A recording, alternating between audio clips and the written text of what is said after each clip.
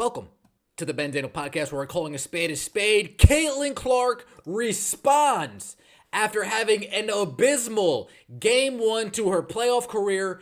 Caitlin Clark responds in Game 2, putting up another 25, 5, and 5 game. Caitlin Clark put up 25 points, 6 rebounds, 9 assists, the last rookie in NBA, WNBA playoff history to reach these numbers was Magic Johnson back in 1980. But not only that, Caitlin Clark was the first rookie with a 25, 5, and 5 playoff game since the WNBA's first season. You got to go back to the inception of the WNBA to see another game where a rookie put up 25, 5, and 5 in a playoff game. Caitlin Clark came to play tonight. Unfortunately, nobody decided to join her. 87-81, Connecticut Sun down the Indiana Fever 2-0, a straight sweep for Caitlin Clark in her WNBA playoff debut. Aaliyah Boston, she had a decent game. 16 points, 19 rebounds, 3 assists, 2 blocks, 1 steal. I know the numbers are good, so Ben, why are you saying decent? I'm tired of missed layups. Aaliyah Boston 0 for 4 on wide open layups in the first quarter. That simply cannot be tolerated. That simply will not get the job done in the playoffs. No matter where you look, missing layups will not get you wins in the playoffs. Now, Aaliyah Boston, of WNBA players to record 15 or more rebounds in a playoff game, age 22 or younger, she now joins the list along with Tina Charles, Candace Parker, and Cheryl Ford. Salute to you, Aaliyah Boston. Kelsey Parker, Kelsey Mitchell, Kelsey. Where were you at, Kelsey? Where were you at all game long? 17 points, 3 assists. Kelsey, we needed you this game, Kelsey. Caitlin Clark brought it. Aaliyah Boston played well enough. We needed Robin. We needed Kelsey. Take us home. Kelsey, Money Mitch. Kelsey, Missile Mitch. We needed you tonight, and unfortunately, you just did not have it going. 7 for 18 from the field. 3 for 9 from downtown. It just didn't seem to be your playoff series. I don't know whether it was first-time playoff jitters or what the deal was. I don't care who's guarding you. I don't care if it's Mabry. I don't care if it's Carrington. I legitimately don't care. That's how good I think you are. You are so good to me, no matter who's guarding you, you should be able to put up 20 points, 25 points, regardless, especially in a do-or-die playoff game, and unfortunately, you died. Unfortunately, you did not do. You let us down, you let Clark down, you let AB down, but nobody let this team down more than Christie sides.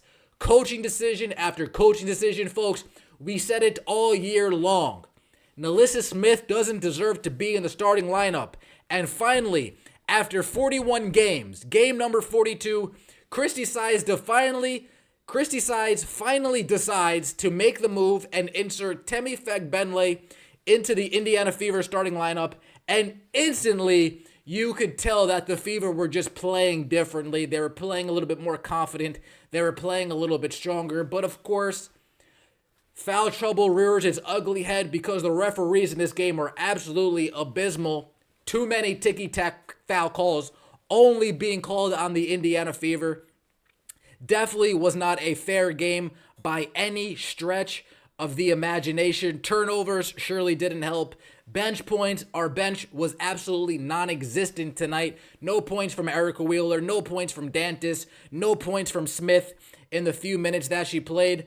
This just was not, it was do or die, folks. We needed everybody to be on their best behavior. Temi, a couple missed bunnies. Not the best night, but again, if we would have had this starting lineup the whole back half of the season, we would not have been in this situation.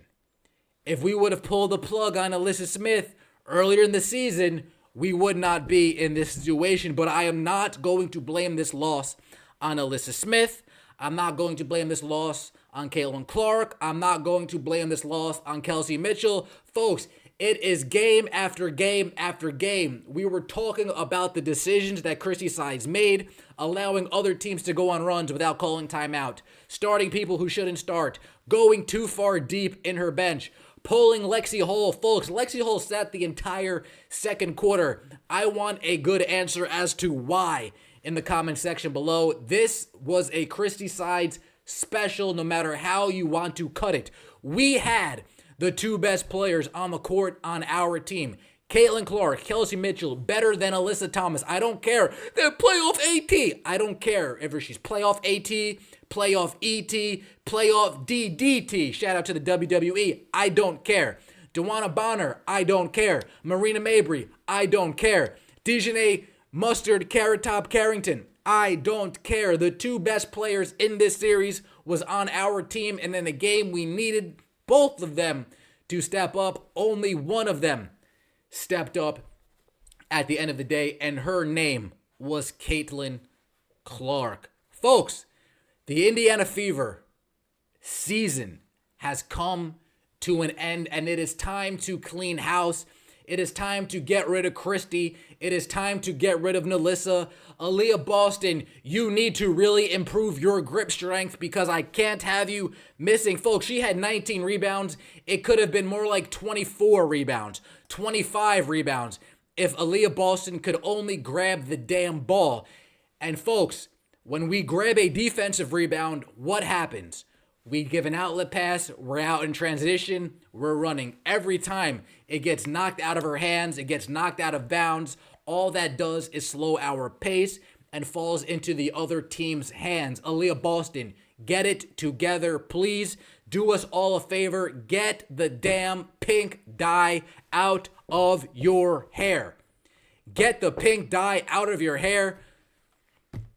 But again, this is nobody's fault other than Christie Sides, the worst coach in the WNBA. No matter how good our players may be, no matter how good Caitlin Clark might play, Christie Sides, her inability to coach, her inability to make adjustments will always be plaguing this Indiana Fever team. And we just hired a new president. Kelly, please, please, please, please get rid of this coach now. Bring in somebody who knows what they're doing. Kurt Miller just got fired from the Sparks. Bring him in, two-time coach of the year. Mark Jackson, another Indiana alum. Bring him in. He's a point guard. He sees the game differently, and he's all about defense as well.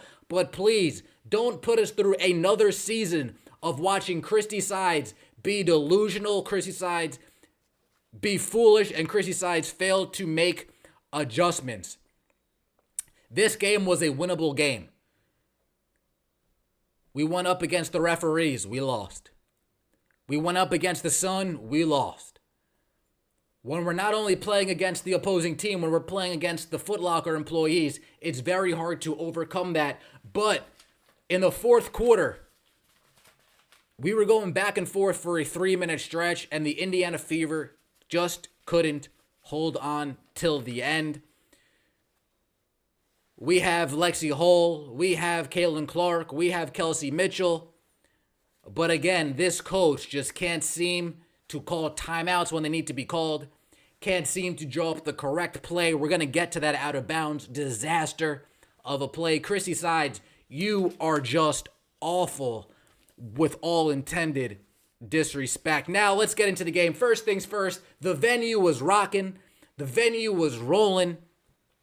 Appreciate 250, nearly 300 people live in the venue. It's going to go through some renovations, going to add some maybe cushion seats. I'm still going to leave the rustic appeal. Don't be alarmed, but we are going to upgrade the venue. We are going to get it ready for either the finals or on to next season. Thank you for everybody in the chat showing massive support, massive love. Let's get into this game, shall we? Folks, first things first in the first quarter. First thing you notice, new starting lineup. Clark, Mitchell, Hall, Temi, Aaliyah Boston, the starting lineup that we all have been asking for the last 20, 25 games. And Christie Sides waits for the playoffs to make an adjustment. You wait to the last possible minute to make an adjustment. Typical Christie sides, waiting until it's too damn late, and then we make an adjustment thinking things are magically going to change around. This is why late in the season, when people are saying experiment, we're experimenting all the wrong things, folks. We need to experiment with a new starting lineup. We need to experiment calling timeouts during runs the other team goes on. We need to experiment our different substitution packages. We need to experiment defensive rotations. We need to experiment offensive plays. We need to experiment ways to get Caitlin Clark and Kelsey Mitchell open when their ISO game isn't working. We need to experiment all that. Instead, we decided to post up NaLyssa Smith to build up her confidence the last 3 games. Instead, we decided to post up Aaliyah Boston to build up her confidence the last 3 games. Instead, we put in Katie Lou to build up her confidence. Why? Katie Lou saw no minutes today. Christie sides, you wait till the last game of the season. You wait for it to be do or die to finally play your best 5 players a majority of the game. You wait for a do or die to finally put Tammy Fagbenley in the starting lineup. My first question is, why did it take you so long? You, Christie, are an idiot. Start out with a new starting lineup. Right off the bat, first possession, Caitlin Clark hits a 3. The venue's rocking, we're rolling, we're feeling good. Next possession, we followed up. Aaliyah Boston has an easy bunny, brick. Gets the rebound, another easy bunny, brick. Brutal. Caitlin Clark goes up for a 3, third or fourth possession. DeWanna Bonner invades her landing space. Folks, where I'm from, that's always a flagrant foul. However, in the WNBA, if it's on Caitlin Clark, it's a no call. If it's on everybody else, it's a flagrant foul. WNBA referees continue to shit the bed. WNBA referees continue to be a disaster. WNBA referees continue to prove that the WNBA in its totality is an utter, complete joke. Bonner lands in Clark's space. Absolutely no call. Clark and Bonner get tied up. Clark says some words to Bonner. Bonner says some words to Clark. Clark shows she's not with the nonsense today, pushes DeWanna Bonner's hands away, and eventually they need to get separated. We follow back. Kelsey Mitchell gets another 3-pointer. Caitlin Clark hits her second 3 of the first quarter. We are feeling pretty good. However, we get a patented Lexi Hull missed layup. Come on, Lexi. We get 4 missed Aaliyah Boston layups in the first quarter. That is never good. Aaliyah Boston, how are you 0 for 4 from within 3 feet? How are you 0 for 4 on layups within 3 feet? Can you not make your layups? Are you that scared of some contact? Are you that worried that you're going to get bumped that you just chuck it up in there? I mean, this is just bad. This is Aaliyah Softin type stuff. This is more pink hair than black hair, Aaliyah Boston. We need you to take those pink highlights out of your hair so you can get back to playing your game. Folks, remember in the season, as soon as she got rid of those pink highlights, she was playing pretty damn well. Once those pink highlights came back after the Olympic break, right back in the shitter we go. Lexi Hull missed layup. Leah Boston missed layup. We got a couple bad foul calls on Aaliyah Boston. One of them gets challenged. We got a foul call on Kelsey Mitchell. That gets challenged, and instead of saying no call, the challenge turns the foul into a Lexi Hull foul call. That needs to be addressed. Why are we challenging plays if we can just change the call on the court and assign the foul to somebody else? That sounds like the referees are just completely, again, incompetent in every way, shape, or form. We are up 14-10, and guess who checks in the game? You guys guessed it. We're up 14-10, and NaLyssa Smith checks in the game. And I don't want to put this on NaLyssa Smith, but it's just coincidental that since that moment, since we decided to put NaLyssa Smith in the game, the Indiana Fever suddenly start to spiral out of control. The offense doesn't look the same. The defense doesn't look the same. And from that point on, until we get halfway into the second quarter, the Connecticut Sun go on a 33-10 run. From 5 minutes into the first quarter, into the second quarter, the Connecticut Sun go on a 33-10 run. It's 17-14 going into the second half. Connecticut Sun, 7-0 run, no timeout. Turns into a 16-0 run, no timeout. We even saw Nalissa Smith go for a rebound, blatantly choose not to grab it, and then guess who's right behind her grabbing the rebound? You guessed it. Dejanay Mustard, Carrot Top Carrington. Nalissa Smith, hopefully this was your last game as an Indiana Fever player. It's been fun, not really. You don't let the door hit your rear end on the way out. No disrespect, of course. No disrespect, but it's pretty obvious. If you are a WNBA player, you're like 10th, 11th, 12th on the bench. There's no way that you're going to be a rotation player on a championship winning team. I double doggy dare you to prove me wrong. Maybe then you'll get in the gym, work on your free throws, work on your layups, work on your conditioning. Folks, it's a 20-2 Connecticut Sun run. Goes into a 33-10 Connecticut Sun run. Just not the best second quarter, right? Just not the best second quarter from this Indiana Fever ball club. We lose the first quarter, 17-14. We lose the second quarter, 24-20. We just can't seem to pull it out when we need to. We'll go on a run, they'll shut us down, and then they'll make a monstrous run, right? We'll score a bucket, fail to get stops, and then they'll go on a monstrous run. The defense, Christie sides. Rumor has around the street, you used to be a defensive assistant. Rumor around the street, you used to make your bones being a defensive assistant. But let me guess. You turn into a head coach and you suddenly forget how to coach defense? No, you're just trash. You never were a good defensive assistant. You are garbage. 41-34, end of the second quarter. Erica Wheeler goes out for a pass. 5 seconds left, 3 seconds left. Caitlin Clark throws a beauty to her all the way down the court. Wide open layup. Erica Wheeler, indeed, folks, missed the layup. 41-34 going into the third quarter. Indiana Fever are down. Indiana Fever come out the second half balling. Lexi Hull hits a three-pointer to start. Caitlin Clark gets a nice drive the following possession. Caitlin Clark, she's just not getting these foul calls. Again, the referees suck. The referees are a joke. The referees continue to prove the WNBA is an absolute joke. Caitlin Clark should have been to the line at least 4 to 5 times today. Maybe I saw her at the line once, maybe twice. Not nearly enough. Following down, beautiful pass from Boston to Boston from Clark. It is a 7-0 Indiana Fever run to start the second half. And then what does the Connecticut Sun do? Connecticut Sun call a timeout. And instantly, 4-0 run right after the timeout turns into a 14-6 run. It's just, what are we doing here? Right? It's just, what are we doing here? At one point, the Indiana Fever were up 48-47 with 5 minutes left in the third quarter. The Connecticut Sun go on a 14-4 run to close down the quarter, going into the fourth, up 9, 61-52. Again, we started out hot, 7-0 run, and then guess what happens? We can't stop a nosebleed, right? We can't stop a running faucet, right? We can't stop anything. Again, Christie sides, what are you doing? You suck. End of story. Fourth quarter,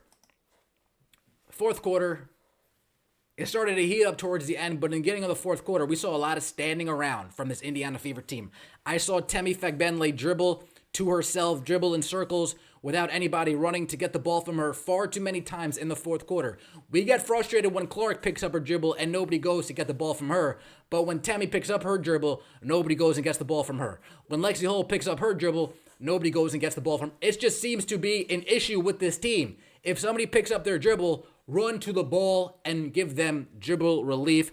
I guess that is a foreign concept to the Indiana Fever, right? Folks, it's getting close, 73-73. Indiana Fever really have an opportunity to take hold of this game, right? DeWanna Bonner hits the 3. Kelsey Mitchell hits the 3, right? Aaliyah Boston hits the 2. Alyssa Thomas hits the 2. Marina Mabry hits the 3. Back and forth we go. Up to the point, this is the possession that really changed the game to me. This is what deaded all momentum. It's over with. 73-73. We have Temi Fagbenle on the top of the key, dribbling to herself for 12 seconds. No timeout from Christie sides. Caitlin Clark gets the ball, gets Dita from Marina Mabry, boom, hits the ball out of bounds. Christie sides at this point calls a timeout. At this point, Christie Sides calls a timeout, and she goes to draw up a play. Does she draw up a play for her best player, Caitlin Clark? No. Does she draw up a play for her second best player, Kelsey Mitchell? No. She draws up a play for Aaliyah Boston to get an inbound pass from Lexi Hull. We don't even have Caitlin Clark inbounding the ball. We have Lexi Hull inbounding the ball. Goes right over Aaliyah Boston's head, out of bounds, and that, in a nutshell, was the game.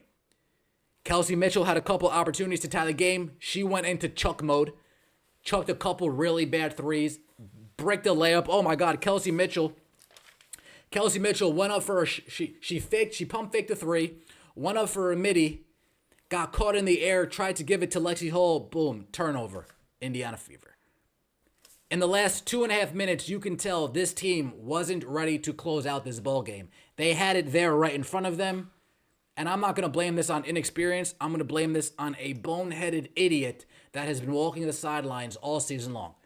Christie Sides sucks.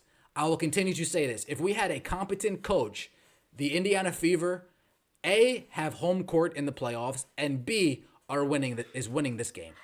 No doubt in my mind. Christie Sides is not a coach for the future. And if Lynn Dunn doesn't act fast, and if she's not fired by the weekend, Lynn Dunn, you need to get fired too. Not that you don't already need to get fired, but especially if you don't act now, you need to get fired too. It was a tough loss today, especially when you're thinking that this team can come back. This team can win. This team can do what it takes. But if we're just looking at it, we're shooting 43%, they shot 41%. Okay. We shot 26% from the three. They shot 26% from three. But again, the referees are trash. The referees are abomination. The referees continue to highlight why this league is a complete and utter joke. 23 free throws for the Connecticut Sun compared to 9 for the Indiana Fever. 23 free throws for the Connecticut Sun compared to 9 for the Indiana Fever. I'm going to say this once. Kathy Engel Braindead. Where do you get these referees from?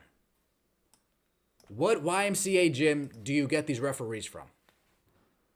What Division III high school do you get these referees? These referees should be nowhere near a professional basketball league. And you should be nowhere near running a professional basketball league. This was an embarrassment as far as the referees go. Last game was bad, but it was a little bit bad on both sides. This game was literally a lopsided mess from an officiating standpoint.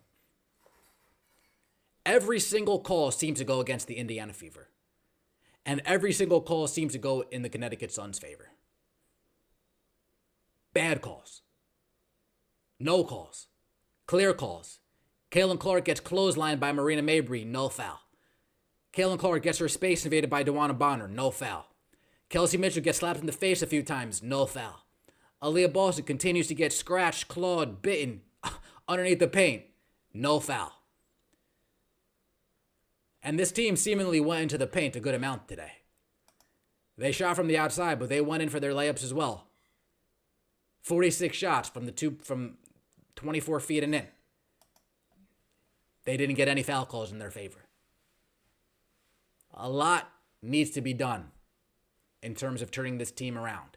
And by a lot, I mean 2 moves, and I think we're there. Maybe 3 moves. We got a new coach, getting Alyssa Smith out of here, and put a competent power forward in. And let's get a heater off the bench. Let's get a real heater off the bench. We have nobody on the bench that we can look to and say, I need 15 points from you tonight. I need 17 points from you tonight. Kelsey Mitchell doesn't have it. Caitlin Clark doesn't have it. I need you to go in tonight. You need to pick up the slack. You see that? I'm sneezing because I'm allergic to the Indiana Fever bench.